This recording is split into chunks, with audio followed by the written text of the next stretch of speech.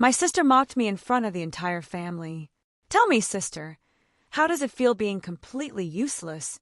I turned to her and replied, Never felt better since I finally quit paying your bills. Her grin vanished. The dinner table fell silent. My parents froze, then yelled, What bills? Why? Can you imagine being called useless by your own sister at Christmas dinner in front of your entire family? What if that single, cruel word was the spark that finally ignited years of hidden truth, exposing a betrayal so deep it shattered everything I thought I knew about my family and about myself? That night, the house was already glowing when I pulled into Mom and Dad's driveway. Every window, warm and yellow against the biting Midwest cold. Christmas lights framed the porch with Dad's usual quiet precision. Snow crunched under my boots, a familiar, comforting sound. I could smell pine and baked ham even before I reached the door, holding the cake close to my chest. A simple, handmade thing, wrapped in parchment. Nothing fancy, just something I'd made the night before after work. It felt honest. Inside, Christmas sounded exactly as it always had. Laughter bouncing off the walls. Plates clinking. Someone teasing someone else about burning the rolls. Mom's voice floated from the kitchen, warm and busy, telling everyone to wash their hands and not touch the gravy yet. The living room tree blinked softly, ornaments collected over decades catching the light. For a moment, standing there brushing snow off my coat, I felt that familiar tug. Maybe this year, I hoped, maybe it will finally feel normal. Maybe we could all just sit down and eat without anything breaking. Then I heard Belle's laugh. It was loud, confident, the kind that filled a room and effortlessly pulled every eye to her. She was already there, of course. Always was, holding court at the head of the table beside Dad. Legs crossed, sweater perfectly pressed, hair done just right. She was telling some story about traffic and a client, her hands moving expressively. Everyone was listening. She looked exactly like the person our family was used to being proud of. Put together, unbothered, fine. I stepped fully into the dining room and set the cake down on the counter. The parchment was plain, no store logo, no plastic dome, just flour on the edges and the faint smell of vanilla. I saw it happen in real time. Belle's eyes flicked to the cake. Just for a second, long enough for something to shift behind her smile. That was when she leaned back in her chair, still smiling, still performing, and turned toward me. Her voice carried easily over the table, piercing through the holiday warmth. How does it feel to be useless, sister? The room didn't stop immediately. There was a half-second where laughter lingered, where someone thought it was a joke, where a fork scraped against a plate. Then it all stalled, like a record skipping. I felt it before I thought it. My chest went quiet. My hand stopped shaking. It was like something in me just clicked. I didn't feel small. That surprised me.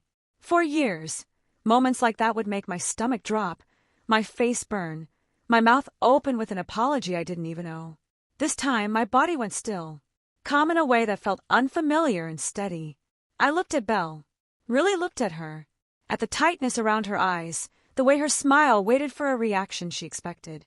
Before I tell you what happened next, I want you to pause for just a second. When you're listening to this right now, what are you doing? Are you sitting at your kitchen table with a cup of coffee, folding laundry, driving somewhere familiar? For me, when this happened, I was standing in my parents' dining room on Christmas evening, holding nothing but my breath and that simple cake, realizing my life was about to split into a before and an after. I set my hands on the back of a chair and spoke. Evenly. My voice sounded strange to my own ears because it did not waver. Never felt better, I said, since I just stopped covering your bills. The silence that followed wasn't polite. It was heavy, stunned, the kind that presses against your ears. Belle's smile collapsed as if someone had pulled it away from her face. Across the table, Mom froze with the serving spoon still in her hand. Dad's eyes moved from Belle to me, then back again, his brow furrowing like he was trying to solve a problem that suddenly had no numbers. Dad stood up so fast his chair scraped loudly against the floor, his voice cutting through the quiet, sharp and unguarded. What bills? Why? Every face at the table turned toward me at once. My aunts, my uncle, cousins who had stopped mid-bite. Even the little lights on the tree seemed to flicker slower. I could feel all of it, the weight of their attention, the years of assumptions hanging in the air. I had imagined this moment more times than I could count. In the shower, lying awake at night, driving home from work. In every version, I was shaking, crying, defending myself. This version was different. I felt planted, like my feet had grown roots into the floorboards. Dad had refinished himself years ago. Belle laughed again, but it was thin. Quick. Nothing like before. She waved one hand as if to brush it off, her eyes darting toward Mom and Dad. "Oh my God," she said, trying to keep it light. "She's being dramatic. You know how she gets." Dad did not sit back down. He did not smile. He looked at me and waited. Not angry. Not yet. Just confused and deeply unsettled. Mom set the spoon down slowly, her face pale in a way I had never seen before. I could hear my own heartbeat, steady and slow. I realized then that Belle had said what she said because she had seen my plain cake, my quiet entrance, and she'd panicked, because something about that small, quiet gesture had threatened the story she was fine, that everything was under control, that she was still the one everyone leaned on. I hadn't planned to say anything at dinner. Not tonight. Not like this. But when she laughed at me, when she called me useless in front of everyone, something inside me refused to bend anymore. The smell of ham and cinnamon filled the space between us. Snow tapped softly against the windows. Somewhere in the house, a timer beeped. Forgotten. No one moved to turn it off. "Rayon," Dad said, his voice deep. "What bills are you talking about?" I opened my mouth to answer, aware that whatever I said next would change everything. Aware that there was no putting the cake back in the car. No rewinding the night. Every eye stayed on me, waiting. I looked at Dad, and for a beat I couldn't make my throat work. Not because I was scared, but because my mind flashed through every version of Belle my parents had ever loved. Every version I had ever believed in. And I realized how hard it was going to be to pull that image off the wall in front of everyone and show what was behind it. If you had asked anyone in our family who was the steady one, the successful one, the kid who had it figured out, they would have said Belle without even thinking. She was 38 now, the oldest. The first grandchild Mom and Dad could brag about. Belle was the reason Mom kept a stack of Christmas cards with glossy family photos by the phone. She'd pick one up and tap it like proof whenever she talked to her friends. "My oldest is in marketing," she would say with that proud lift in her voice, like she was telling the world she had done motherhood correctly. Belle used to dress like her life was a meeting, even when it was just lunch. Clean lines, neat hair, nails done. She had a way of walking into a room that made people turn. Not because she demanded it, but because she expected it. When she got her first big job, Mom threw a dinner. Dad grilled steaks, even though it was still chilly outside, because Dad always believed you celebrated work with good food and showing up. Belle sat at the table with a glass of wine, looking completely at home, talking about her office downtown, about projects and deadlines and clients. I remember watching Dad's face. He didn't say much, but his eyes stayed on her the way they did when he watched something he had built, like her success was a sturdy thing he could trust. When she got promoted, Mom told everyone. When Belle traveled for work, Mom posted pictures she'd been sent and acted like she'd taken them herself. When Belle bought nicer furniture, Mom talked about it like it meant our whole family had stepped up in the world. Belle became the story our parents wanted to tell. She was proof that hard work paid off, proof that our family was doing fine. And in fairness, Belle did work hard. I'm not going to pretend she didn't. She was sharp, organized, quick with words.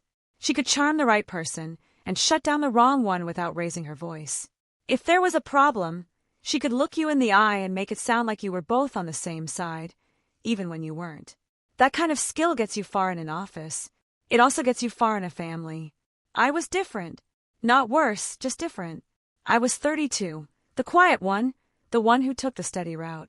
I worked as a project coordinator in healthcare administration, which is a fancy way of saying I kept a lot of moving parts from crashing into each other. I made schedules, chased approvals, smoothed over misunderstandings, handled details so other people could do their jobs. Nobody claps for that kind of work. They just notice when you stop doing it. In our family, that was my role, too. I didn't cause trouble. I didn't ask for much. I brought what I could, and I made sure things stayed calm. When Mom got stressed, I listened. When Dad got quiet, I didn't press him. When Belle got dramatic, I gave her room, because giving her room always seemed like the safest option. There's a kind of child a family builds a story around. And there's a kind of child a family leans on. Belle was the story. I was the lean. It sounds bitter when I say it like that, but it's just true. If Belle missed a holiday dinner, everyone acted like the whole day had been damaged. If I missed, Mom would sigh and say she understood, and then she'd ask me to bring the rolls later. Belle could be late, and it would become a funny story. I could be late, and it would become a question. Are you okay? Is work too much? Why are you so tired? Even my successes felt like background noise compared to hers. When I got my job at the healthcare network, Dad said, "Good for you." When Belle got a new title, he asked questions. "What does that mean? How big is your team? What's your next step?" Dad isn't cruel. He's just built a certain way. He respects visible progress. He respects something you can point to. Belle gave him something you could point to. That's why this moment at the table felt so impossible. My parents didn't know who they were looking at anymore. Dad was staring at me like I had suddenly spoken a language he didn't understand. Mom's face was tight with worry, but also with confusion. Because confusion is what happens when the family script goes off the rails. The truth is, Belle had always controlled the script. Even when we were younger, she knew how to frame things. If she forgot something, it became a mistake anyone could make. If I forgot something, it became a lesson about responsibility. If Belle snapped at someone, it was because she was stressed. If I snapped, it was because I was too sensitive. Belle learned early that if she spoke first, people listened. So she spoke first. She always spoke first. That's what she did tonight, too. She saw my plain cake, my quiet entrance, and she spoke first. She did it so everyone would look at me and nod at her. She did it so she could feel higher for a moment. She did it because she needed to. Because that word, useless, wasn't really about me. It was a shield she held up between herself and the questions she couldn't answer. I could feel the room waiting, but inside my head, it was suddenly years earlier. The way it always is when you realize something has been happening longer than you wanted to admit. I saw Belle at Thanksgiving, joking about how I was always so careful with money, always so boring. I saw her at a birthday dinner teasing me for bringing homemade gifts instead of buying something bigger. I saw her leaning into those little jabs like they were harmless, like they were just sister stuff. But now I could see what they were really doing. They were placing me lower. They were setting a stage where she stood on top, smiling, and nobody asked why. And I realized something else. Something that made my stomach tighten even as I stayed calm. Belle had been able to get away with it because nobody suspected her of needing anything. That was the whole point of her image. A woman who is doing well doesn't need help. A woman who is doing well doesn't borrow money. A woman who is doing well doesn't hide or lie or ask her little sister to keep secrets. So if Belle was the woman doing well, then I had to be the one doing poorly. That way, anything that happened behind closed doors could stay behind closed doors. That way, if I looked stressed or tired, people would assume it was my fault. Work choices, life, whatever, not her. That's why the word useless cuts so deep. Not because it was true. It wasn't. It cut deep because it came from the person my parents trusted most. The person everyone believed. The person who had been treated like the stable center of our family for as long as I could remember. Belle sat there now, her shoulders still squared, her chin lifted like she was trying to keep that old version of herself intact. But her eyes weren't calm. Her eyes were sharp and fast, watching Dad, watching Mom, watching my aunts and uncle, calculating. The smile was gone, and for the first time in a long time, I saw what lived underneath it. Fear. Hot. Restless. Dad's hands were on the back of his chair. He wasn't yelling anymore, but the tension in his jaw told me he wanted answers. Dad doesn't like surprises. Dad especially doesn't like financial surprises. He came from a generation that saved, paid bills on time, fixed things instead of replacing them. He still keeps every warranty in a drawer. If a light bulb burns out, Dad replaces it immediately. Order makes him calm. Belle was not order. Belle was a storm dressed like sunshine. Mom's fingers twisted in the edge of her apron. Mom was looking at Belle like she was trying to recognize her. She was also looking at me like she was seeing me in a new light. And I couldn't tell if that made her guilty or just scared. My Aunt Tamsin's eyes moved between us, wide and careful, the way they get when someone senses a family secret and doesn't know where to place their hands. My uncle cleared his throat once, then stopped, as if he realized there was nothing he could say that wouldn't make it worse. Belle finally spoke again, her voice higher than before. Too bright. She tried to laugh it off. I was joking. Come on, it's Christmas. She looked at Dad and Mom with a pleading kind of smile, like she was asking them to put the old script back on the table and pretend it was still good. But I couldn't. Not after what she'd said. Not after what I had just admitted. I looked at Dad, and then at Mom, and something settled in me. Like a decision becoming solid. Belle had spent years being the one everyone believed. Tonight, I was going to be the one who told the truth. First, I drew a breath, feeling the warm air of the dining room fill my lungs. Smelling pine, gravy, and the faint sweetness of my cake, waiting untouched on the counter. My voice came out steady, because I had carried these words alone for too long. Dad, I said softly, I can explain. I just need you to let me finish. Dad nodded once, slow and stiff, and held up his hand. Not to stop me, but to quiet the room the way he used to do when Belle and I started talking over each other as kids. Go on, he said. So I did. I told them it didn't start the way they probably imagined. There was no big confession, no dramatic breakdown in front of everyone. It started small, in the middle of a year when everything felt like it was slipping out of people's hands. The year when the streets went quiet and everyone learned how fragile their world plans really were. Back in the spring of 2020, when offices shut down and the world felt like it was holding its breath, Belle called me late one night. I remember it clearly because I had just finished washing the dishes in my apartment and was standing at the sink, staring out at an empty parking lot. The phone lit up with her name, and for a second I hesitated. Belle didn't usually call late. She was a planner. Calls with her were scheduled, purposeful. This felt different.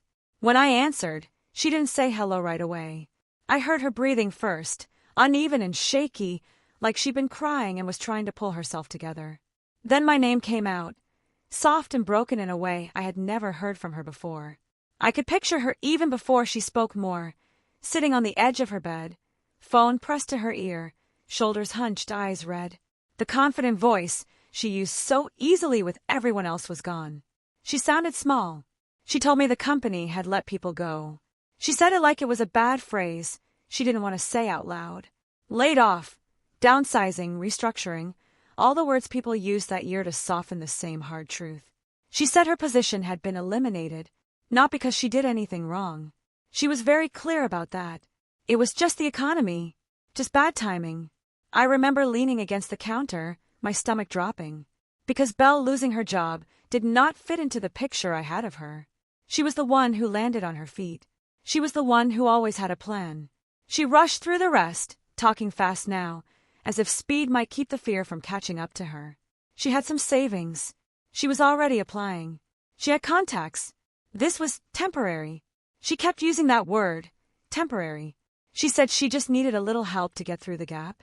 Just rent for a month or two. Maybe utilities. Nothing big. And then her voice cracked again. And she said the part that made my chest ache. She said she hadn't told Mom and Dad. She couldn't. Not yet. Mom would panic. Dad would worry. They had already been through so much that year. She didn't want to be another problem they had to carry. She asked me not to say anything. I stood there listening, watching my reflection in the dark window. And all I could think was that this must be killing her. Belle hated appearing weak. She hated needing help. If she was calling me, it must really be bad. I asked her how much she needed. I asked her when she thought she would be back on her feet. She gave me answers that sounded reasonable. A few weeks. A couple of months at most. She said she had interviews lined up. She said she was embarrassed even asking. I told her I would help. I didn't hesitate. I didn't ask for proof or details. She was my sister. She had always been the one ahead of me. If she said she was stumbling, I believed her. I told myself this was what family did when things got hard. The first transfer felt strange, like stepping into shoes that weren't mine. I remember staring at my bank app, checking the numbers twice, making sure I could afford it. It wasn't easy, but it was possible. I told myself I would tighten things up for a while, skip a few extras, work a little more. I pressed send. Belle stopped crying immediately. The shift was so quick it almost startled me. Her voice steadied, and she thanked me over and over. She said she knew she could count on me. She said I was a good sister. She said this would never become a thing. just a bridge until she landed. After we hung up, I sat on the edge of my couch and let out a breath I didn't realize I had been holding. I felt useful then. Not in the way Belle would later throw the word at me, but in a quiet way that made sense to me. I was helping someone I loved. I was doing something concrete. In a year full of things no one could fix. The weeks that followed were strange for everyone. Offices stayed closed. Interviews moved online. Time stretched and folded in on itself. Belle would text me updates every now and then. A promising conversation. A company that froze hiring at the last minute. Each message came with reassurance. She was close. She just needed a little more time. I didn't tell Mom or Dad. Not because I thought they would be angry, but because I believed Belle when she said she wanted to tell them herself once things were settled. I didn't want to take that from her. I didn't want to make her feel smaller than she already did. I kept working. Healthcare administration did not slow down during that time. If anything, it sped up. Long days. Constant changes. New rules every week. I was exhausted, but I told myself it was temporary too. Everything was temporary then. Or at least that was what we all told ourselves to keep going. When Belle called again a month later, she sounded calmer. Not happy, but composed. She said she was still looking. She said the market was rough, but she had savings. She was being careful. She asked if I could help with one more payment. Just one more. I said yes. I didn't feel manipulated. I didn't feel used. I felt needed. And in a family where I had always been the background, that feeling carried a quiet power. Sometimes she would apologize before asking. Sometimes she wouldn't. Sometimes she would talk about how frustrating it was to be home all day, how she felt invisible without her job. I listened. I nodded. Even though she couldn't see me, I told her it would get better. I meant it. Looking back now, I can see how carefully she framed everything. How she always reminded me this was temporary. How she always emphasized that she would pay me back. How she always circled back to how ashamed she felt. Shame is a powerful thing. It makes people protect it. It made me protect her. At the time, none of it felt wrong. It felt like standing under someone else's roof during a storm, holding it up until the weather passed. I believed the storm would pass. That's the part one want them to understand. Standing there at the Christmas table, every eye still on me, I didn't step into this blind. I stepped into it, trusting the version of Belle we all believed in. I thought I was helping my sister stand back up. That belief carried me for a while. It made the extra hours feel like something noble instead of something draining. It made every transfer feel like a temporary patch instead of the start of a pattern. And for the first couple of months, it really did look like a bridge. Belle kept saying she was close. She kept saying interviews were happening. She kept saying she hated asking. Then the requests started changing shape. At first it was just rent, and then it was, "Could you cover the electric bill this month too?" She said she had to keep the lights on because she was doing interviews from home, and she couldn't risk a shut-off. The way she said it made it sound like I would be letting her future collapse if I said no. I covered it. I told myself it was practical. It was just electricity. It wasn't forever. A couple of weeks later, she texted and asked if I could send a little extra for the internet. She said the connection in her apartment was spotty, and she needed to upgrade her plan to stay competitive. She wrote it like a business problem, like she was still the marketing manager who could turn anything into a strategy. I sent it. She replied with a string of thank you messages that made my chest loosen, like we were still sisters. Like I was helping. Then there was the credit card. She called, and her voice was tight, controlled, like she was trying to keep emotion from spilling out. She said she had a card payment due, and she had miscalculated. She said it would hurt her credit if she missed it, and she couldn't afford to mess up her credit right now. Not with landlords and jobs. I remember sitting at my kitchen table, laptop open, bills spread out in front of me, and feeling something shift. Not yet suspicion, but a weight, like the bridge was getting longer. I asked how much. She told me. I hesitated for 1 second. Just one. And she heard it. Her tone sharpened immediately. Still quiet, but sharper. She said, "I know you think I should have planned better, but you don't understand what it's like when everything falls apart at once." She said she was already humiliated. She said she didn't need judgment from her own sister. So I paid for it. After that, the requests came with rules. Not written out like a contract, but spoken like a warning. Don't tell Mom and Dad. She said it every time. Sometimes she said it softly, like a plea. Sometimes she said it like a command. She said Mom would worry herself sick. She said Dad would look at her differently. She said they had enough on their plate. She said, I'm handling it. I just need time. She said, I'll tell them when I have good news, not when I'm drowning. There was always a reason that made me feel cruel for questioning it. And there was always shame. She leaned on that word like it was a shield. She said she was ashamed of being unemployed. She said she was ashamed of needing help. She said she was ashamed that she had worked so hard and still ended up here. She said it like she expected me to save her from it. Not just with money, but with silence. So I stayed quiet. I stayed quiet because I thought silence was kindness. I stayed quiet because I didn't want to break the version of Belle my parents loved. I stayed quiet because if I'm honest, there was a part of me that wanted to be the one she trusted. The one she leaned on. The one who mattered. I didn't notice at first how that silence started changing me. It showed up in small ways. I stopped buying little things that made my weeks easier. I stopped ordering lunch at work. I made coffee at home and carried it in a travel mug that always leaked. Little things. I told myself I was being responsible. I told myself it was just for now. I told myself I could handle it. Healthcare administration during that time was relentless. We were short-staffed and constantly adjusting to new policies. I stayed late. I picked up extra tasks. I took calls I didn't have to take. I told my boss I could handle it. I became the person who said yes before anyone else could ask. When people say family comes first, they don't always talk about the quiet cost. The way it creeps into your body. The way it makes your shoulders tense even when you're sitting still. The way your heart beats faster when your phone lights up. Because it could be another request. Another emergency. Another crisis you didn't create. Belle would call, and I would answer before the second ring.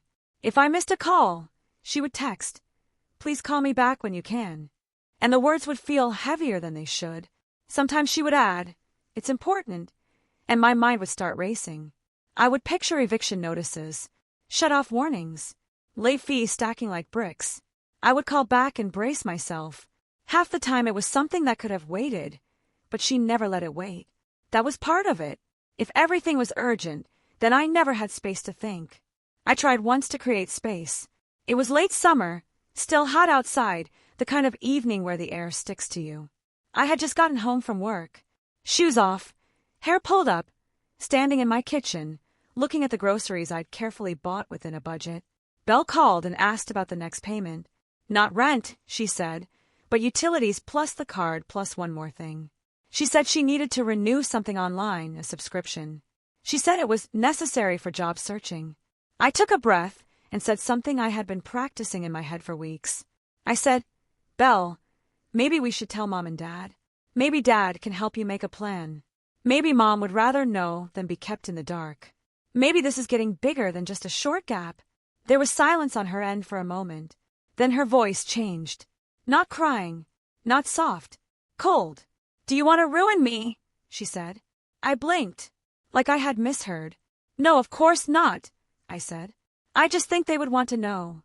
She said, "You don't understand. Dad will never look at me the same. Mom will make it about her and her anxiety, and I'll have to manage that too." She said, "You want to make me disappointed in the family, so you can feel better about yourself." That hit me like a slap.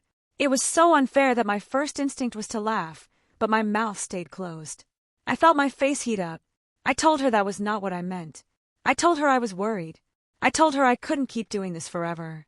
Her tone softened, just enough to feel like a trap closing gently. She said, "I knew you would make this about you." She said, "I'm the one living at rock bottom.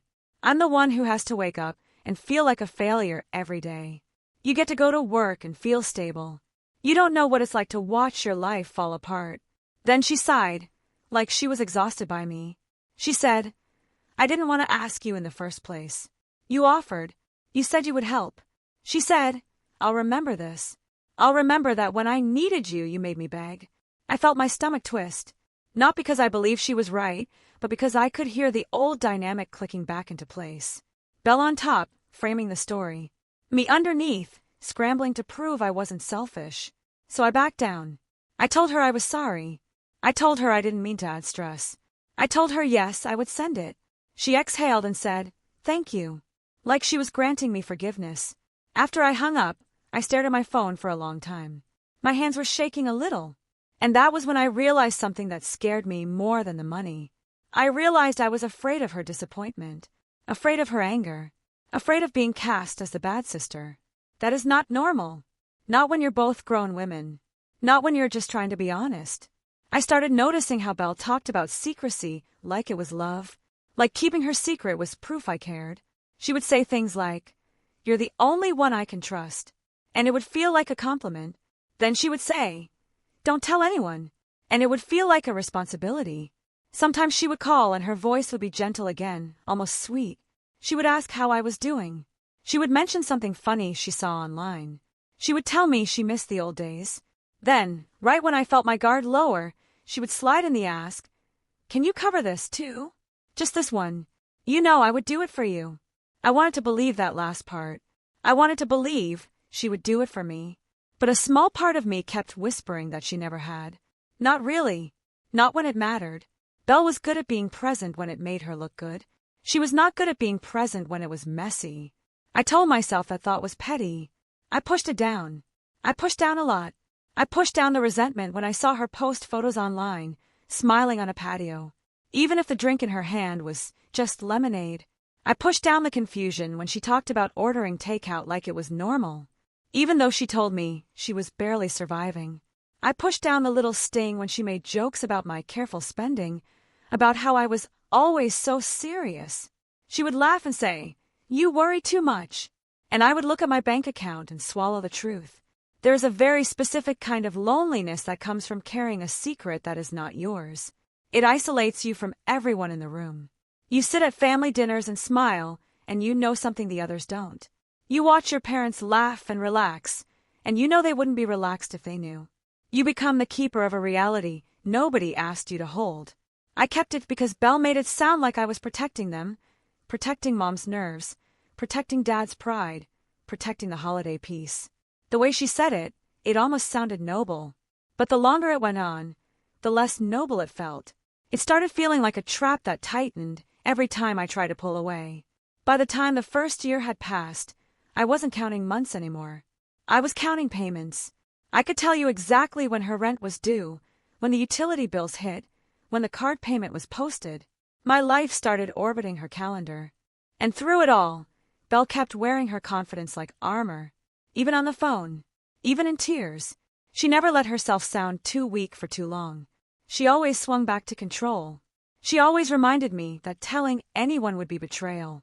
She always found a way to make my help feel like my obligation.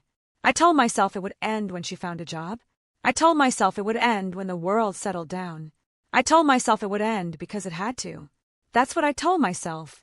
And standing there at the Christmas table, watching Dad's face as he waited for my explanation, I realized just how long I had been telling myself that, and how much of my life I had rearranged around the hope that my sister would eventually stand up on her own. I took another breath, and I could feel the whole room holding theirs with me. But before I could explain what the money had become, I had to explain how I found out it was no longer going where I thought it was going.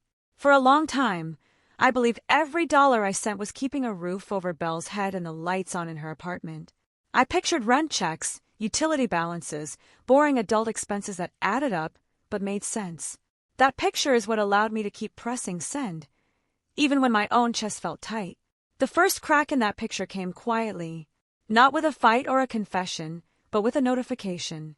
It was a random afternoon, sometime in the middle of another long workday.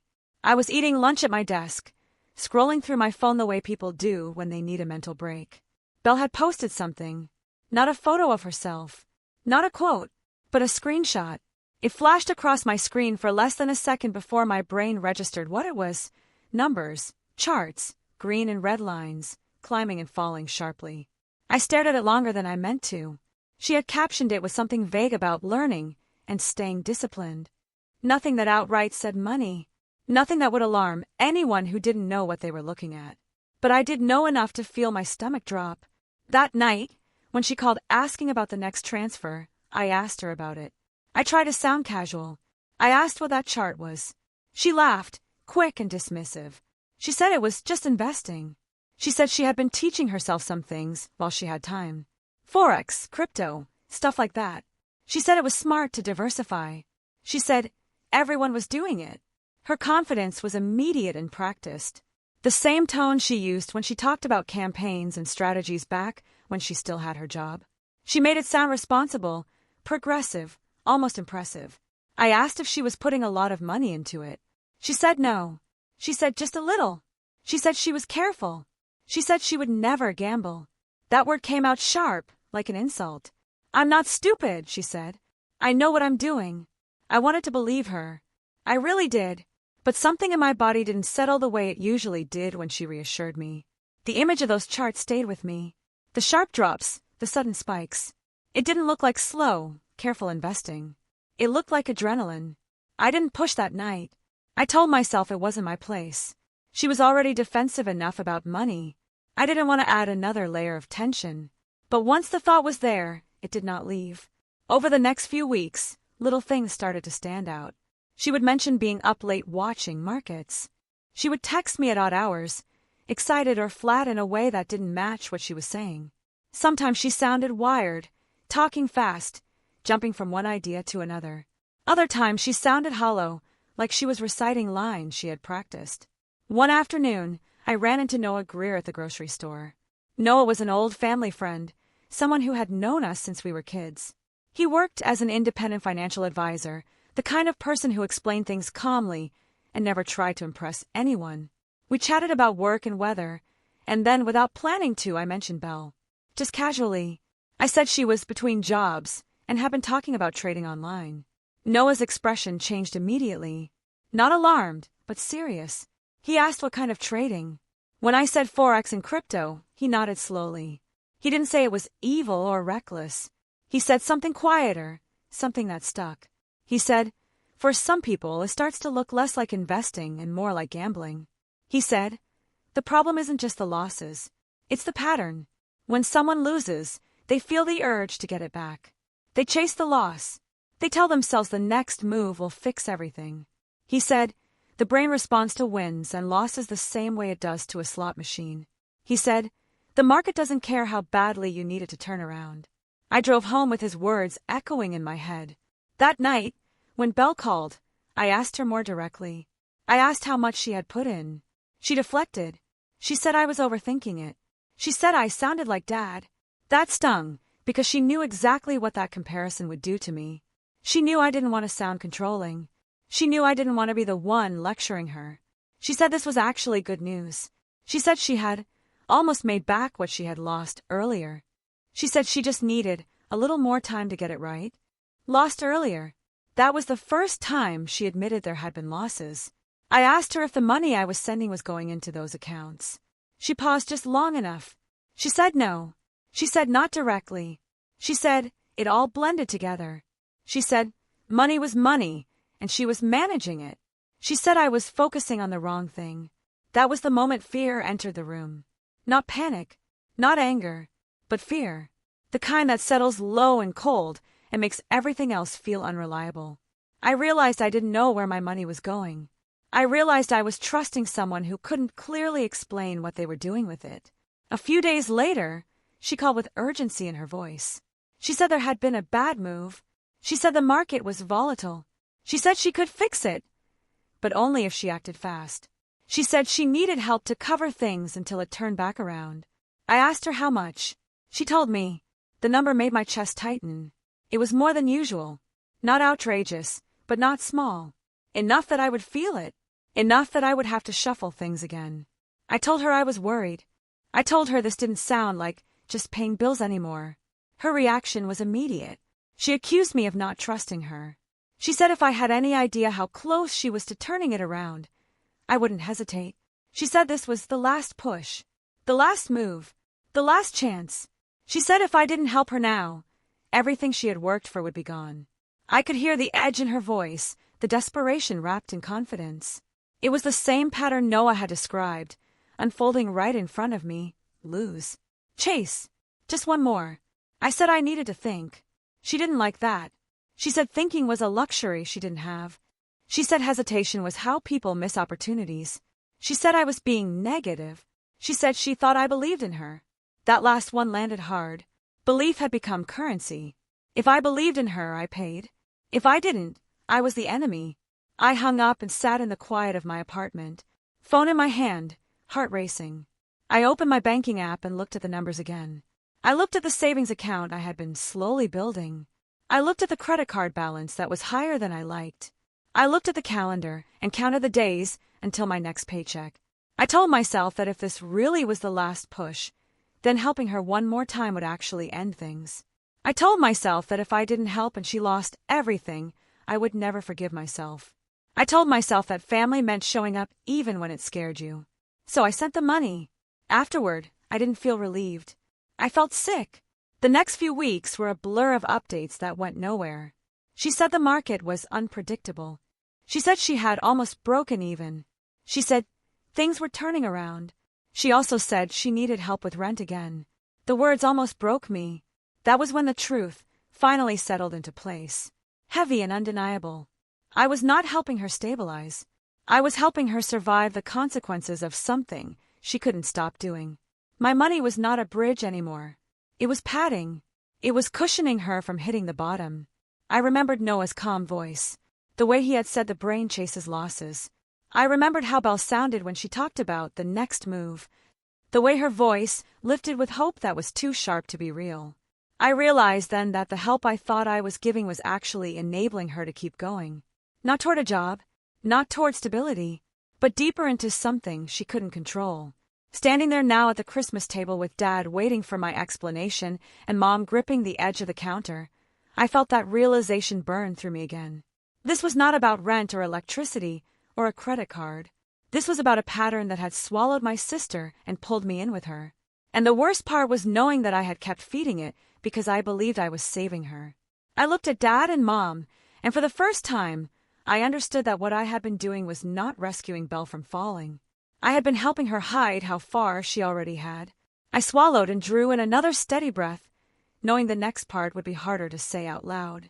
Because once I realized my money was not saving Belle, it was hiding her, I started looking for answers the way I do at work. I stopped trusting feelings and started following patterns. I started asking myself questions that made my stomach twist. If she was using my money to plug holes, how many holes were there? If she was asking me to keep it a secret, who else was she asking? I didn't find out in one dramatic moment. I found out the way people usually find out family secrets, in pieces, through small slips and accidental hints. It started with a phone call from my Aunt Tamsin. She's Mom's sister. Practical, no nonsense.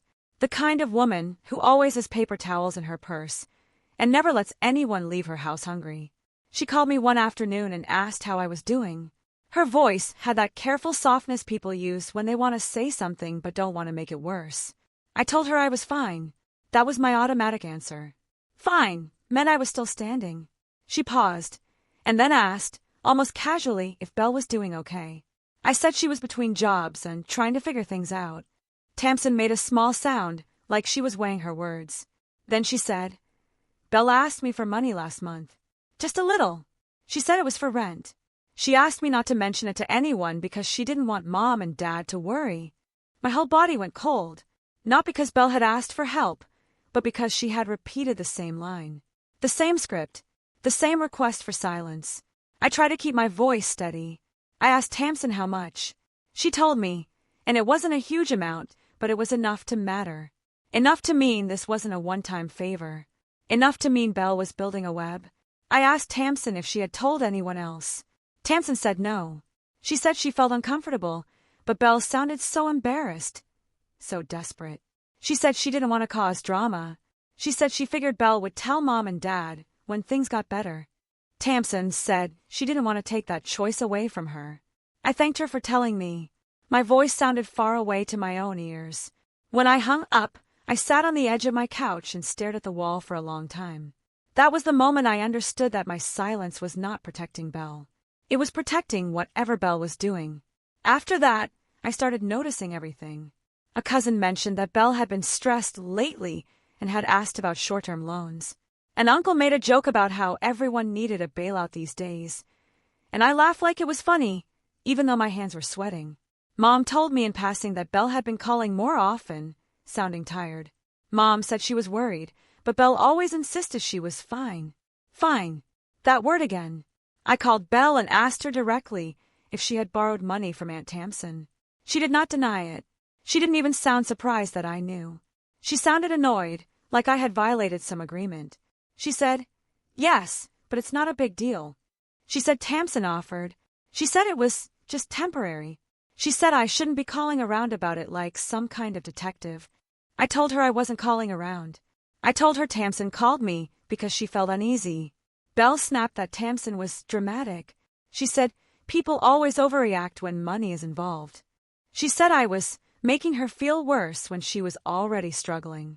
Then she lowered her voice and said the words she always said, the ones that tightened around my throat like a rope. "Don't tell Mom and Dad. Please, I'm begging you." I asked her why she was begging me when she should have been talking to them. She said, because they wouldn't understand. She said Dad would judge her. She said Mom would worry herself sick. She said she could handle it if everyone would just stay out of it. Stay out of it, as if it had nothing to do with me, as if I hadn't been carrying it for years at that point. I told her I needed honesty if I was going to keep helping. She agreed, for about a week. Then something else happened. Something that made my skin crawl with a kind of dread I had never felt before. It was a Sunday afternoon when I drove out to Mom and Dad's house to help Dad with something in the garage. Dad likes doing things himself, but he's also the kind of man who pretends he doesn't need help until he does. He had texted me that morning. Simple and direct. "Come by if you have time. I need a second set of hands." When I got there, Dad was in the garage, surrounded by tools and holiday storage bins. The radio was playing softly, and he had his sleeves rolled up. Mom was inside making soup. The kind of soup that always tastes like safety. I helped Dad move a heavy box, and then Dad wiped his hands on a rag and asked me how work was going. I told him it was busy. He nodded like he expected that. Then he said something that stopped me. He said, "Belle asked me about my retirement account last week." My stomach dropped so fast I felt dizzy. I tried to sound casual, like it was nothing. I asked what she wanted to know. Dad frowned. He said she was asking questions about penalties and withdrawals. He said she was talking fast, like she had a lot on her mind. Dad said he told her not to touch retirement money unless it was an emergency. Dad said she told him it was an emergency, but she didn't explain. I heard the blood rushing in my ears. I forced myself to breathe. I asked Dad if he had given her any money. Dad hesitated. That hesitation told me everything before he said a word. He looked away just slightly toward the shelves. Then he admitted he had helped her. "Not a lot," he said quickly. "Just a bit." He said she promised she would pay it back when she got on her feet. He said she asked him not to mention it to Mom because Mom would worry. I felt my knees go weak. I gripped the edge of the workbench to steady myself. "Dad," I said, and my voice sounded strange, tight, like it was coming from someone else. "How long has this been going on?" Dad frowned again. He said it was recent. He said she asked once a few months ago, and then again more recently. Dad said he thought he was just helping her through a rough patch. Dad said he didn't think it was a big situation. I could barely hear him over my own thoughts. Because it was a big situation.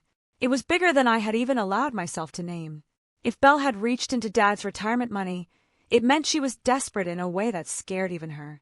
It also meant she was willing to break lines that shouldn't be crossed. Their retirement money is not a casual loan. It is not a quick fix. It is the future Dad had spent decades building with careful choices and early mornings and saying no to things he wanted because he believed in security. I asked Dad how much. He told me, and it was enough that my throat tightened. Enough that I knew it was not just a little.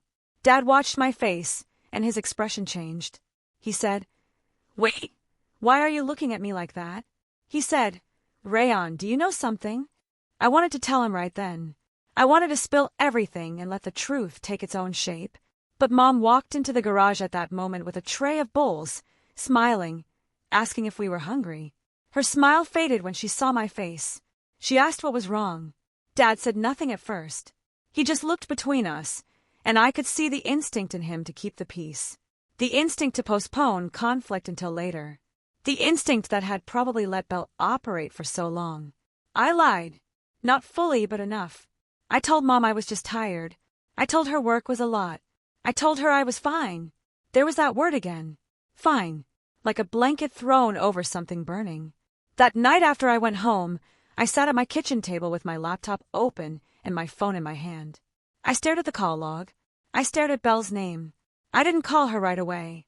I needed to make sure I wasn't imagining things. I needed to make sure I wasn't just reacting to fear. So, I started gathering facts. I pulled out my bank statements and scrolled back month by month. I made a list of every transfer. I wrote down dates. I wrote down the amounts. I compared them to messages from Belle. To the days she called crying. To the days she acted like it was no big deal. I highlighted patterns.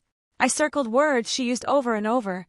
Temporary, just this once, don't tell mom and dad. I did the same thing people do when they're trying to prove to themselves that what they have lived is real. I collected evidence. Not for court, not for revenge, for sanity. Once I saw it on paper, I couldn't unsee it. It was not a rough patch. It was a system. Belle would borrow from one person to cover what she owed another. She would pull from me, then from Aunt Tamsin, then from Dad, and then she would call me again. She kept each person separate, each secret isolated, so no one could see the full picture. And I realized something that made me feel both relieved and sick at the same time. I was not the only one. But I was the one she leaned on the longest, the deepest, the one she used as her foundation while she kept her image polished for everyone else. That realization did not make me feel better. It made me feel raw, because it meant all those nights I thought I was saving my sister, she was building a ladder out of my money and climbing back onto her pedestal. It meant she could sit at a Christmas table years later and call me useless without flinching, because she had trained herself to believe her own story.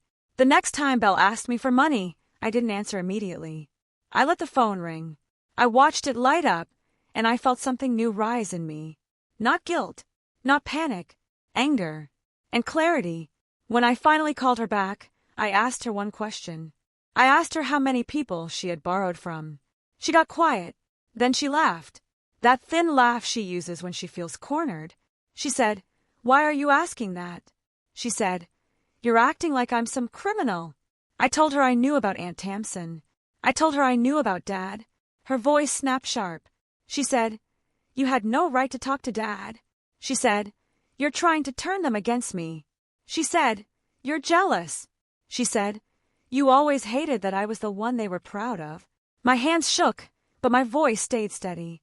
I told her this was not about pride. I told her this was about truth. She said the thing she always said when she was losing control. She said, "Don't tell Mom. Don't tell Dad. You will ruin everything." And that was the moment I understood exactly what everything meant to her. Everything was not our family. Everything was her image. After that call, I opened a folder on my computer and named it for what it was. I started saving screenshots. I started saving bank statements. I started writing a timeline in plain language.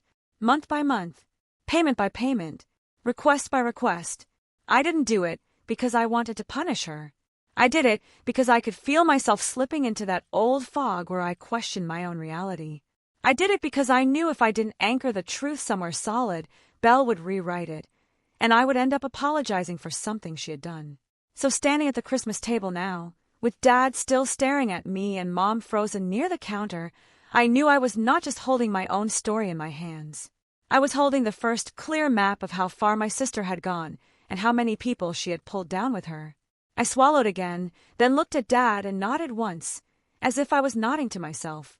"I have receipts," I said quietly, "and I can show you all of it." But the truth was, the decision to stop didn't begin at that Christmas table. It began weeks earlier on an ordinary weekday that almost cost me my job. I had been running on fumes for months by then, sleeping lightly, waking up already tired, checking my phone first thing in the morning not for messages from friends or news, but to see if Belle had texted. My body had learned to brace itself before my mind even caught up. Work had not slowed down. If anything, it demanded more from me. New procedures, constant meetings, deadlines stacked on top of each other. I used to pride myself on being steady, reliable, the one people could count on. Somewhere along the way, that steadiness started cracking. The first sign came during a team meeting. I was supposed to present a summary I had worked on for weeks. I stood there staring at the screen, and for a few seconds, my mind went completely blank.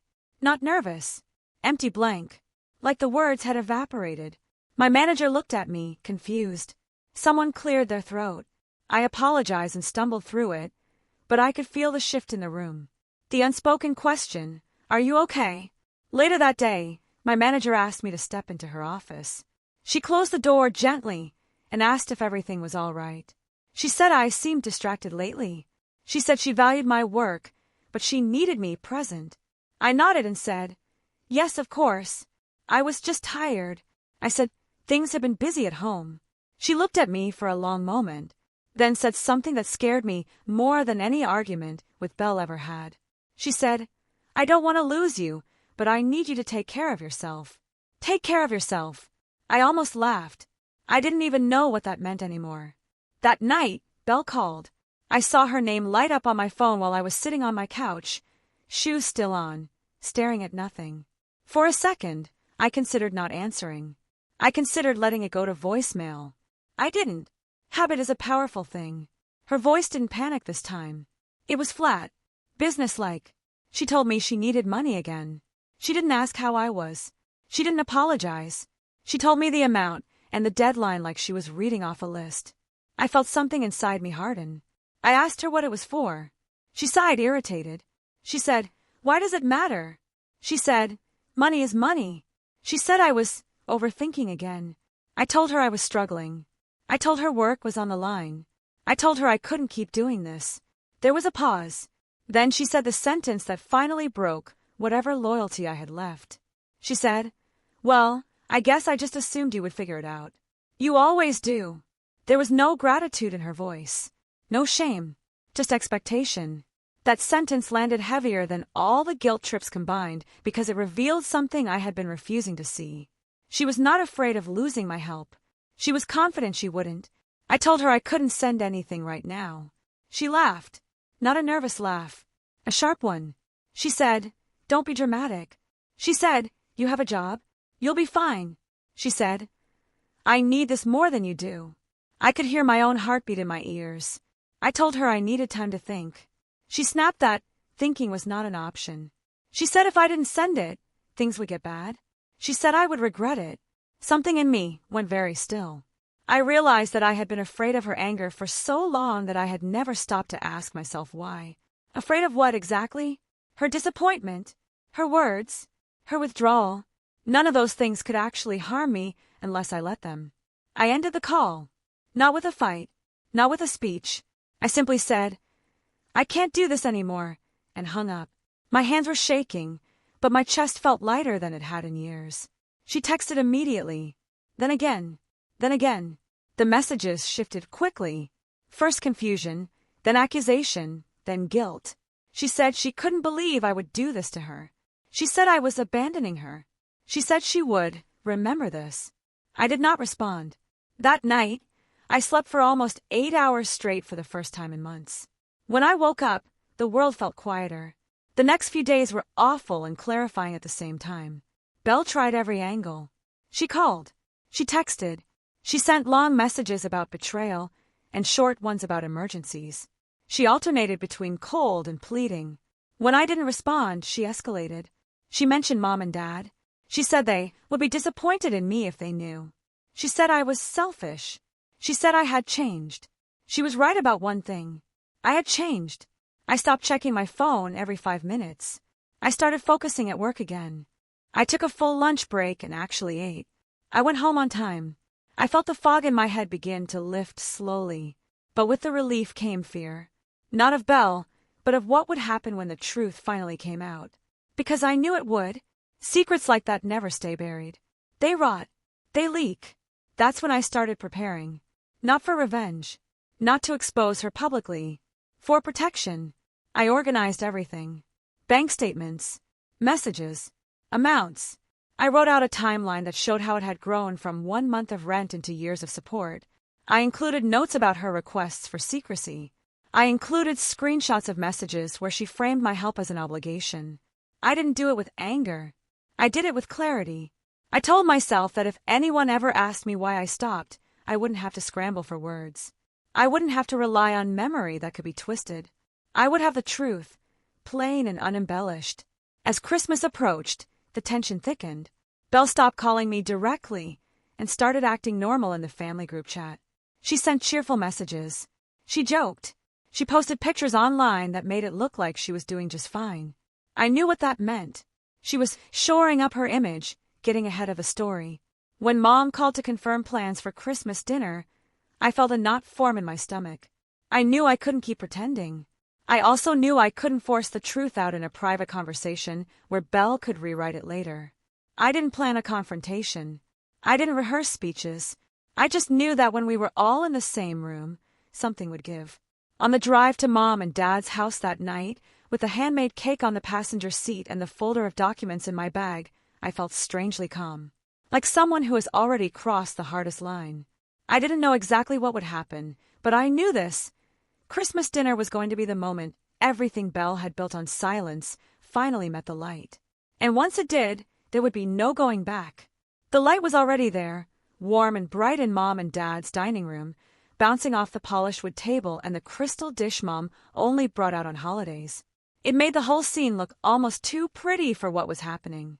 Twinkling tree in the corner, candles on the sideboard, plates lined up like a postcard. And in the middle of it, Dad standing with his chair pushed back, Mom frozen near the counter, her face turned toward me like I was the one who had shattered something sacred. Dad's voice was still hanging in the air. "What bills? Why?" Belle sat very still, hands folded too neatly in her lap, like she could hold herself together by force. Her eyes were fixed on me, sharp and warning, but I didn't look away. I had lived too long under that look. I reached into my bag, slowly. I didn't want to move fast. I didn't want anyone to think this was a stunt, or that I was enjoying it. I pulled out a plain folder, the kind you buy in a pack at the office supply store, and placed it on the table in front of Dad. The sound of it landing was small, but in that room, it felt loud. Dad looked down at it like it might bite him. Mom's hand pressed against the counter, and Tamsin's mouth parted slightly, as if she wanted to speak, but couldn't find a safe way in. My uncle shifted in his chair. Someone's fork clinked against a plate, forgotten. I kept my voice calm on purpose. Not cold, just steady. I had learned the hard way that if you sound emotional, people hear emotions instead of facts. "It started in the spring of 2020, I said, when Belle lost her job and didn't tell you. She called me and asked for help, just temporary. And she asked me not to tell Mom and Dad because she was ashamed and didn't want anyone to worry." Mom made a small sound, like she was going to interrupt, but she stopped herself. I continued. I said I helped because I believed her. It started with rent, then electric, then the internet, then credit cards. The requests didn't stop. They became a habit. Dad's face tightened. He didn't blink. Dad is not a man who cries easily, but he does have a look that appears when something hits him in the deepest place. It is the look of a man realizing the rules he lived by do not apply to the room he is standing in. Belle gave a short laugh, trying to cut through my words. She said, "This is ridiculous. She's exaggerating. It's Christmas. She's making a big deal out of nothing." I didn't argue with her. I didn't trade insults. I didn't raise my voice. I simply slid the folder toward Dad and told him to look. Dad hesitated for 1 second, like he was hoping this would go away if he didn't touch it. Then he opened it. Inside were printed statements, transfers highlighted, pages labeled with dates, and a simple timeline I had typed out in plain language. I hadn't decorated it. I hadn't added dramatic words. Just the facts, month by month, request by request, amount by amount, notes about what she said each time, notes about the condition that always came with it. "Don't tell Mom and Dad." Dad's hands trembled slightly as he held the first page. He read it slowly. The room stayed silent except for the faint hum of the heater and the distant sound of Christmas music from the living room. Mom leaned forward, her eyes scanning the pages from her spot by the counter. She didn't touch anything yet, but her face changed as she recognized the pattern. You can always tell when Mom is counting in her head. Her lips pressed together and her eyes narrow. She was counting. Aunt Tamsin stood up without speaking and moved closer to the table, as if her body needed to see what her ears were hearing. She looked down at the highlighted lines, and then up at Belle, and something in her expression hardened. Dad looked up at me. His voice was quieter now. He asked, "How long?" I told him it went on for years. I didn't use a number. I didn't need to. The pages already said it. Dad's eyes flicked to Belle. He asked if it was true. Belle's cheeks flushed. She lifted her chin and tried to sound offended. She said, "People help each other." She said, "I offered." She said, "She's acting like a victim because my life is boring and I need attention." Mom stepped forward then, finally leaving the counter. Mom's voice was shaky but sharp. She asked Belle if she lost her job. She asked why she didn't tell her. She asked why she let her believe everything was fine. Belle rolled her eyes. She said, "I didn't want to stress you out, Mom. You worry too much. You would have made it worse." Mom flinched as if she had been struck. It was a small flinch, but I saw it. Mom hates being told she is the problem. She hates it because she fears it might be true. Dad held up one page and frowned. He pointed out a line and asked what this was. He asked about a payment labeled as an emergency credit card bill. He said he thought Belle's job covered that. He said he thought she had savings. Belle's eyes started. She said, "I had savings." She said, "I was just trying to be careful." She said, "Things were complicated." Dad turned another page. His jaw tightened. He asked me, "Why didn't you tell me earlier?" That question pierced me, even though I had expected it. I told him the truth. I told him Belle begged me to keep it secret. I told him she said she was ashamed. I told him she said Mom would panic. I told him she said Dad would judge her. I told him she said it would ruin everything. Dad stared at Belle as if he was seeing her for the first time. Belle tried to smile again, but it looked wrong on her face. She said, "I said those things because I was stressed. Rayon takes everything so personally. She always has." I didn't react. I simply turned to Aunt Tamsin and asked her in a gentle voice if Belle had borrowed from her. Aunt Tamsin did not hesitate. She said yes. She said Belle called crying and said she was embarrassed and asked her not to mention it to anyone. She said she thought it was a one-time thing. Belle's head snapped toward her. Her eyes widened as if she couldn't believe Tamsin would speak. She said, "How could you? I told you not to." Aunt Tamsin's voice stayed calm, but her face was set. She said, "I didn't tell anyone because I was trying to respect you. I didn't know you were doing this to multiple people. I didn't know you were using the same line on all of us." A murmur moved through the room, low and unsettled. One of my cousins, Kelsey's age, shifted and asked quietly if that was why Belle had texted her last year. She said Belle asked if she could borrow money and promised it would be paid back soon. She said she didn't do it, but she remembered the message because it fell off. Another cousin cleared her throat and admitted Belle had asked him to.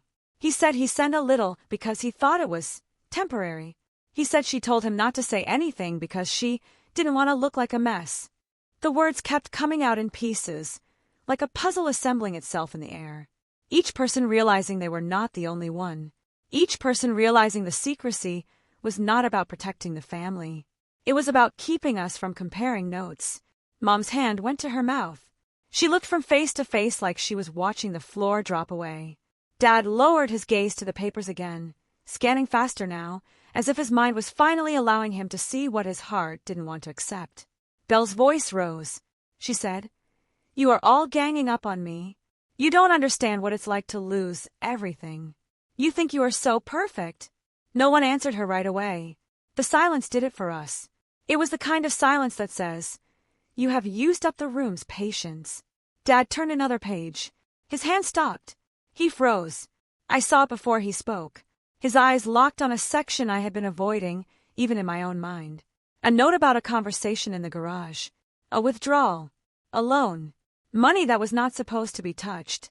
Dad's voice was low and strange, like it hurt him to force the words out. He asked about retirement money. Mom's head jerked up. She looked at Dad, confused. She asked what he meant. She said, "What retirement money?" Dad didn't look at her at first. He kept staring at Belle. He asked Belle if she had taken money from their retirement. Belle's face went pale for a second. Then she recovered fast. She said, "Taken is a strong word." Dad offered, "It was just a loan. I was going to pay it back." Mom's eyes went wide. Mom stepped closer to the table, so quickly her chair scraped. She asked Dad if it was true. She asked if he had given Belle money from retirement. Dad's mouth tightened. He didn't like admitting he had been fooled. Dad hates looking careless. But he nodded. Mom's hand flew to her chest. Her eyes filled immediately. Not dramatic tears, but the kind that appear when something deeply held is threatened. Retirement was not just money to Mom. It was safety. It was the future. It was the promise that after all the years of working and saving and budgeting, they would not be a burden. Mom's voice cracked. She asked Belle how she could do that. She asked how she could take their future and gamble with it. Belle flinched at the word gamble. She said, I didn't gamble. I was investing. I was trying to fix things. I was trying to get back on track. Dad's eyes narrowed. He asked what she meant by investing. Belle's lips pressed together. She looked at me like she wanted me to keep quiet, like we were still in that old agreement, like I was still her keeper. I didn't look away. I said, she's been trading Forex and crypto. She told me she could make it back. She kept saying it was the last push. The room went so still I could hear the faint crackle of the fireplace in the other room. Mom's face twisted in pain and disbelief. She whispered to Belle, Please tell me you didn't. Belle's eyes flashed with anger. She said, You're making me sound like some addict. You're all acting like I'm evil. I was desperate. Dad's voice hardened. He asked, How much did you lose? Belle did not answer. Dad asked again, louder this time. He demanded a number. Belle's mouth opened, closed. Her throat moved as she swallowed. She still did not answer. That silence was an answer all by itself. Mom's legs seemed to give slightly. She grabbed the back of a chair to steady herself. I stepped toward her instinctively, but she shook her head as if she needed space. Mom's face was wet now, tears slipping down without her noticing. Dad's shoulders slumped, then squared again. Dad is a man who reacts to pain by trying to solve problems, but there was nothing to solve at that moment. There was only a truth that had already happened. He turned the folder toward me and asked if I had more. I nodded. I said I had bank statements and messages. I said I had a timeline. I said I was not sharing it to embarrass anyone. I said I brought it because I could not keep carrying it alone, and I could not let Belle rewrite the story later. Belle stood up suddenly, her chair scraping loudly. She snapped that I was doing this on purpose. She snapped that I wanted to ruin her in front of everyone. She snapped that I was jealous. Her voice shook at the end, and that was the first crack that felt real. Not her practiced anger. Not her sarcasm. Fear. Aunt Tamsin spoke again. Calm and firm. She said, This is not jealousy. This has consequences. Belle pointed at her, shaking. She said, You don't get to talk. You don't know what it's like to be under pressure. My uncle finally spoke, his voice low and disappointed. He said, Belle, you asked me for money too. You promised you were just trying to cover bills. You promised you would pay me back. Belle's eyes darted around the table like a trapped animal.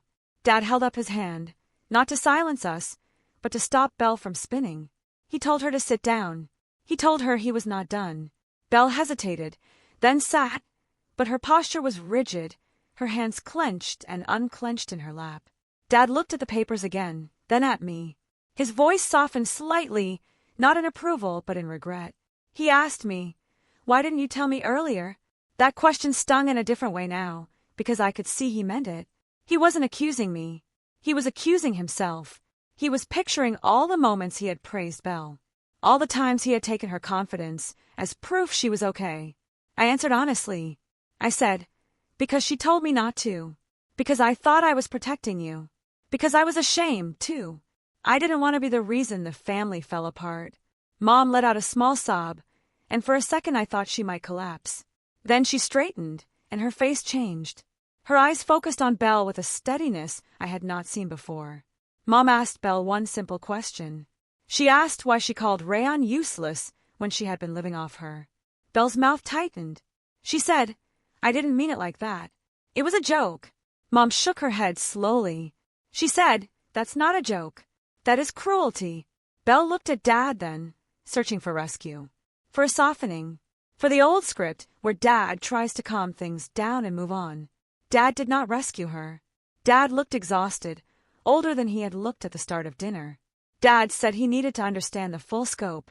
He asked Belle if there was anything else. More loans, more people, more accounts.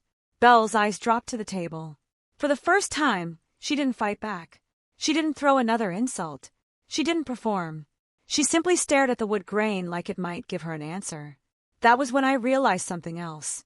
Belle was not in control anymore. Not of the room. Not of the story. Not of the way people saw her. The silence that followed was heavy and final. Not dramatic. Not cinematic, just real. The kind of silence where everyone is thinking the same thought, but no one wants to be the one to say it.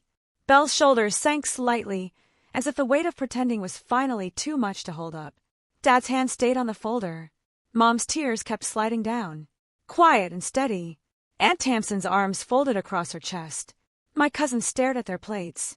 No one ate. No one reached for the gravy. The whole Christmas dinner sat untouched, like a scene that had lost its purpose. And in that stillness, Belle was no longer the person with the perfect sweater and the confident laugh. She was just a woman who had run out of people to hide behind. Every eye in the room drifted back to me. Not because I was the villain, but because I was the one who had finally said the thing no one wanted to hear. I stood there with my hands at my side, feeling the strange calm that comes when the truth is already out and there is nothing left to protect. Dad inhaled slowly, then looked at me again, his voice barely above a whisper. He asked me how much I had paid. I opened my mouth, and the room waited. I told Dad the total. I said it slowly because it deserved to be heard, clearly. I said it had grown over time, month by month, until it became a number that no longer fit into the idea of help. It fit into something else, something closer to survival. Dad closed his eyes. Not tightly, not in anger, but like someone pressing pause, because the picture in front of him is too much to take in all at once. When he opened them again, they looked different, dimmer, worn.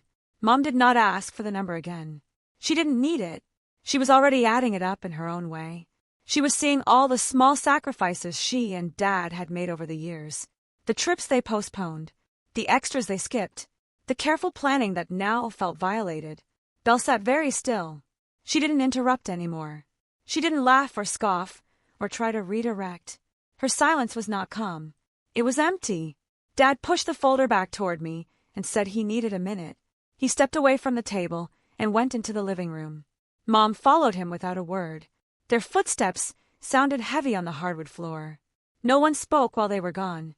Not a whisper, not a sigh. It was as if the room itself understood that whatever came next would not be reversible. When Dad came back, he didn't sit down. He stood at the head of the table, one hand resting on the chair like he might need it to stay upright. He looked at Belle and said he was disappointed. Not angry, not yelling.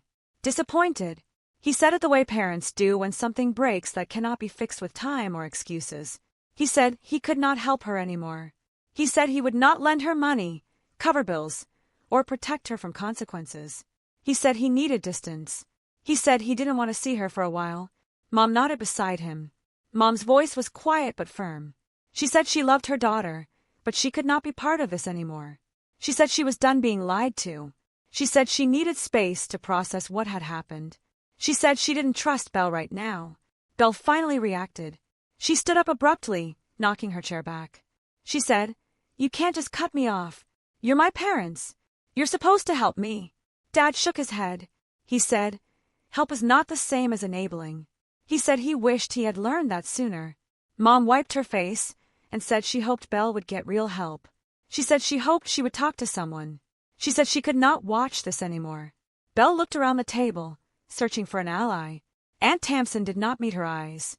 My cousins stared down at their plates. My uncle sighed and shook his head. No one stepped in.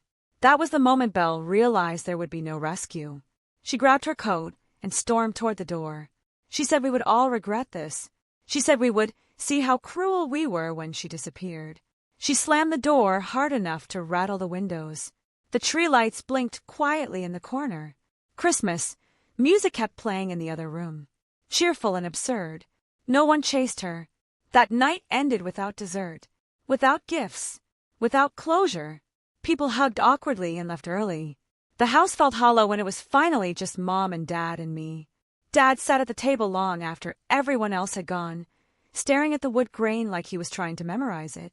Mom cleaned dishes that had barely been used. Her movements slow and methodical. I stayed until everything was done. I didn't know what else to do. The days that followed were quiet in a way that felt unfamiliar. Belle did not call. Not me. Not Mom. Not Dad. The family group chat went silent. I later learned that she had tried. She had reached out to a cousin first, then an uncle. The answers were polite but firm. No one sent money. No one offered to smooth things over. Without our help, The reality she had been avoiding came fast. She lost her apartment within weeks. Not dramatically, not with an eviction notice taped to the door, but with a quiet decision she could no longer postpone. She moved into a small room in a shared house across town. The kind of place you rent when options are limited and privacy is a luxury. She still did not stop trading. I know that because she texted me once late at night, a few weeks after Christmas. She didn't ask for money. She sent a message about how close she was to turning things around. She said she just needed one good move. She said the market was about to shift.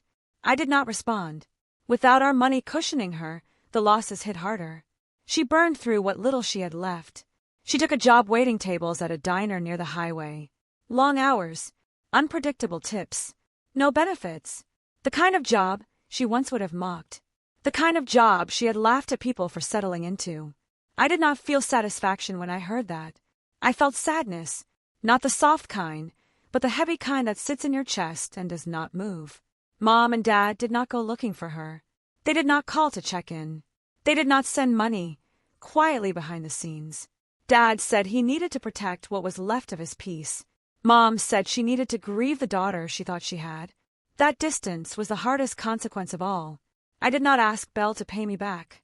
Not because I didn't deserve it, but because I did not want my life tied to hers anymore. I did not want my future anchored to her recovery or her failure. I sent her one message, just one. I told her I was not sending money anymore. I told her I hoped she would get help. I told her I loved her, but I was done rescuing her. She replied with anger first, then with silence. That silence stretched into weeks, then months. At first, it felt strange not being needed. My phone felt lighter in my hand. My days felt longer. I noticed how much space had been taken up by waiting. Waiting for the next call, the next crisis, the next guilt trip. Without that noise, I could hear my own thoughts again. I focused on work. I slept. I started saving again. Slowly, carefully. I said no to overtime I didn't need. I said yes to rest. Mom and Dad started rebuilding too. Not financially, but emotionally. Dad took walks in the evening. Mom joined a community class. They didn't talk about Belle much. When they did, it was brief and careful. The absence lingered, but it no longer ruled the house. Belle's life shrank to match the reality she had avoided. Fewer options. Fewer people willing to listen. Fewer places to hide. She still tried to perform strength online. A smiling photo here. A vague post about resilience there. But the comments grew quieter. The attention faded. There was no dramatic downfall. No public apology. No grand lesson delivered. Just consequences. The kind that don't shout. The kind that settle in and stay. I learned something during that time that no amount of arguing could have taught me. Karma doesn't need revenge. It doesn't need spectacle. Sometimes it just needs people to stop interfering. By stepping back, I let Belle meet herself without a buffer. Without my money softening the impact. Without my silence protecting her image. The silence that followed became the loudest response of all. And in that silence, I finally had room to breathe. I didn't fix my sister. I didn't save her. But I saved myself. And for the first time in years, that was enough. The word, useless, stayed with me long after the house went quiet again. It echoed in small moments when I was alone. When I was folding laundry. Or driving home from work. When there was no one around to perform strength for. I kept turning it over in my mind. Not with anger, but with curiosity. What did she really mean when she said it? I realized something slowly. The way truth usually arrives. Useless was never about what I did or did not contribute. It was a label. A tool. A way to keep me small enough to stay. Helpful enough to keep giving. Quiet enough to never question the role I had been assigned. As long as I believed I was useless, I would keep trying to prove otherwise, with money, with silence, with loyalty that cost me more than it should have. Once I stopped believing it, the whole structure collapsed. Life after that Christmas did not become perfect. It became simpler, and simpler turned out to be a gift. My finances stabilized in a way I had almost forgotten was possible. Without the constant outflow, my checking account stopped feeling like a crisis waiting to happen. I paid down what I needed to. I rebuilt my savings slowly without drama. Watching that balance grow again felt grounding, like reclaiming a piece of myself that had been on loan for too long. At work, my focus returned fully. I stopped second-guessing every pause in my concentration. I slept better. I laughed more easily. My manager noticed the difference and told me I seemed lighter. I didn't explain why. I just smiled. Mom and Dad changed too. They didn't become cold people. They became clearer ones. They stopped making excuses for behavior that hurt them. They stopped smoothing over problems just to keep the peace. It was not easy for them, especially for Mom, who had spent most of her life believing love meant sacrifice, no matter the cost. One evening, months later, Mom told me something quietly while we were washing dishes together. She said she wished she had learned earlier that protecting your child does not mean protecting their lies. She said she was sorry she hadn't seen what was happening sooner. I told her she did the best she could with what she knew. That was true. Dad did not say much about it. He rarely does. But one afternoon while we were sitting on the porch watching the sun drop behind the trees, he told me he was proud of me. Not for what I had done for Belle, but for knowing when to stop. That mattered more than I expected it to. As for Belle, I did not check on her. Not out of cruelty, but out of respect for the boundary I had drawn. Every time I felt the urge to step in, to fix something, to soften a consequence, I reminded myself that stepping back was the kindest thing I could do for both of us. She had to meet herself without a buffer, without someone absorbing the impact for her. From what I heard through distant channels, she struggled. She worked long shifts. She moved again, to an even smaller place.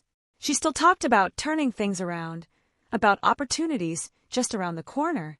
I hoped genuinely that one day she would face what she was running from. But that day was not mine to create. I did not hate her. Hate would have tied me to her story longer than necessary. I let go instead. Letting go did not feel dramatic. It felt quiet. It felt like choosing myself over and over again in small ways. Saying no without explaining. Declining calls that felt unsafe. Trusting that I did not need to justify my boundaries to anyone who benefited from breaking them. I learned that family does not get a lifetime pass to harm you. Love is not measured by how much pain you are willing to endure. Silence can be protective when it is chosen, not forced. And truth, once spoken, does not need to shout to be powerful. If you have ever been told you were too much or not enough for your own family, remember this. Silence can be power, and truth can be the loudest revenge. Thank you so much for listening to my story. Have you ever faced something like this? What would you have done in my place? I'd really love to hear what you think in the comments below.